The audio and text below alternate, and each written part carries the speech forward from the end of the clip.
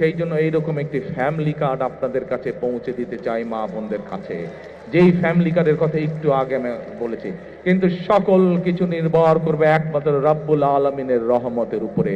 আমরা যদি আল্লাহর কাছে চাই, আল্লাহ হচ্ছে রহমান রহিম। আল্লাহ যদি আমাদেরকে তৌফিক দেন, আল্লাহ যদি আমাদেরকে রহম করেন, তাহলেই আমরা একমাত্র আমাদের কাজে সফল হব, মাত্র আল্লাহর সমর্থন থাকলে।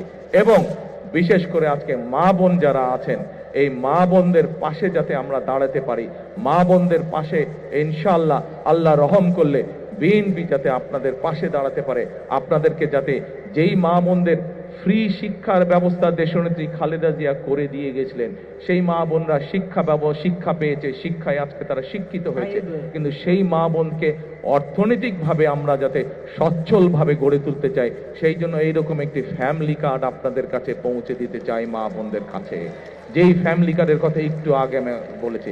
কিন্তু সকল কিছু নির্ভর করবে একমাত্র রব্বুল আলামিনের রহমতের উপরে। আমরা যদি আল্লাহর কাছে চাই, আল্লাহ হচ্ছে রহমান রহিম। আল্লাহ যদি আমাদেরকে তৌফিক দেন, আল্লাহ যদি আমাদেরকে রহম করেন, তাহলেই আমরা একমাত্র আমাদের কাজে সফল হব। দেশের মানুষের কাছে আল্লাহর রহমতে স্বাস্থ্য সেবা ঘরে ঘরে পৌঁছে দেওয়া। আমরা চাই করাইলবাসী, আমরা যেই কাজগুলো একটু আগে আপনাদের সামনে তুলে ধরলাম, এই কাজগুলো আল্লাহর রহমতে যদি আমরা করতে পারি, ইনশাআল্লাহ একই সাথে আপনাদের চিকিৎসা ক্ষেত্রে যাতে সমস্যা না হয়, আপনাদেরকে যাতে দূরে যেতে হাসপাতালে না হয়, আপনাদের এলাকার মধ্যে ক্লিনিক থাকবে, হাসপাতাল থাকবে, সবকিছু থাকবে।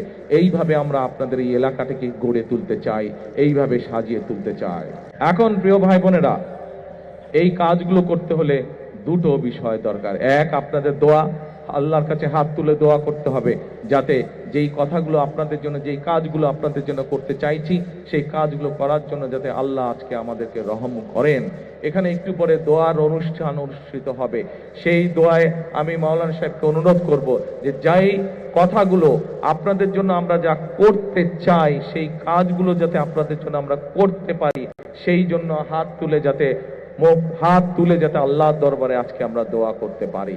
আল্লাহ যদি সহায় থাকে, যেই কথাগুলো আপনাদের সামনে আমরা বলেছি, যেই কথাগুলো আমি আপনাদের সামনে বলেছি, প্রত্যেকটি কাজে ইনশাআল্লাহ আমরা বাস্তবায়ন করব।